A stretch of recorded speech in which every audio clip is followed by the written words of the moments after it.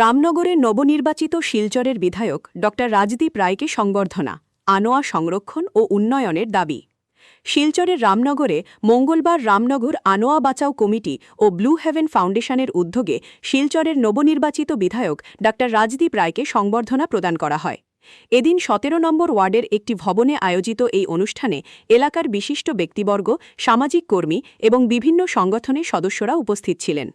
অনুষ্ঠানে উপস্থিত ছিলেন রামনগর আনোয়া বাঁচাও কমিটির সভাপতি তথা বিজেপির সক্রিয় সদস্য আইনজীবী ইকবাল আহমেদ বড়ভূঁইয়া, বিজেপি কাছাড় জেলা সহসভাপতি অভ্রজিৎ চক্রবর্তী, বিজেপি কাছাড় জেলা সম্পাদক তথা আনোয়া বাঁচাও কমিটির সদস্য পঞ্চমী নাথ, পিকলু দাস, পুলক দাস, শ্যামল কান্তি দে, রামকৃষ্ণ রায় সহ অন্যান্য বিশিষ্ট ব্যক্তিবর্গ।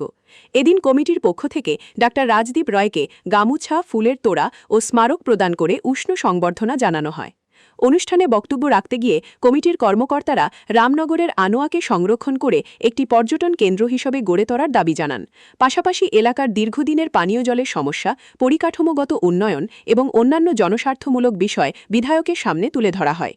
সংবর্ধনার জবাবে বিধায়ক ডা রাজদীপ রায় উপস্থিত সকলকে ধন্যবাদ জানিয়ে আনোয়া সংরক্ষণের প্রচেষ্টা, এলাকার উন্নয়নমূলক পরিকল্পনা এবং আগামী দিনের বিভিন্ন প্রকল্পের বিষয়ে বিস্তারিত আলোকপাত করেন। তিনি এলাকার সার্বিক উন্নয়ন ও জনকল্যাণে কাজ করে যাওয়ার আশ্বাস প্রদান করেন। তার জন্য আয়োজক সবাইকে আমার আন্তরিক নমস্কার এবং শুভেচ্ছা। আমরা ব্যক্তিগত জীবনে যেই যাই হোক না কেন, কেউ ডাক্তার, কেউ মাস্টার, কেউ ইঞ্জিনিয়ার, কেউ ব্যবসায়ী, কেউ কৃষক, কেউ দিন মজুরি, কিন্তু রাজনীতির প্রাঙ্গণে আমরা অনেক সময় যখন ইলেকশন আসে আমরা দল ভাগাভাগি করে নিয়ে আমরা ইলেকশন লড়াই করি এবং লড়াই করে আবার সব এক হয়ে নিজেদের কাজেও লাগি, দেশ এবং দেশের উন্নয়নেও আমরা লাগি।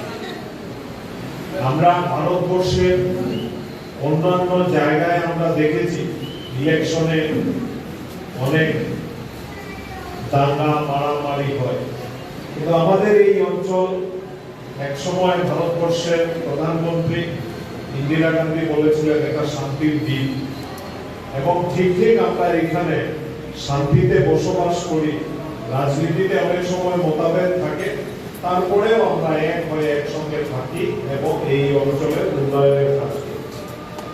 আজকে মঞ্চে উপস্থিত আছেন মঞ্চের ভারতীয় জনতা পার্টির বিভিন্ন স্তরের নেতৃবৃন্দ, যারা ভারতীয় জনতা পার্টি নেতৃত্ব দিচ্ছেন এবং সমাজেরও অনেকেরা আছেন যারা সমাজকে নেতৃত্ব দিচ্ছেন।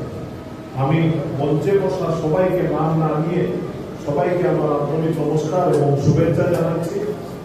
আপনারা যারা আজকে আমাকে শোনার জন্য এসেছেন তাদেরকে একটা কথা বলতে চাই যে আমি খুব দীর্ঘ বক্তব্য দেব না। আমি কিছুদিন আগে ইকবাল ভাইয়ের নিমন্ত্রণে আমি নজরুল ভাইয়ের বাড়িতে ইলেকশনের মিটিংয়ে গেছিলাম এবং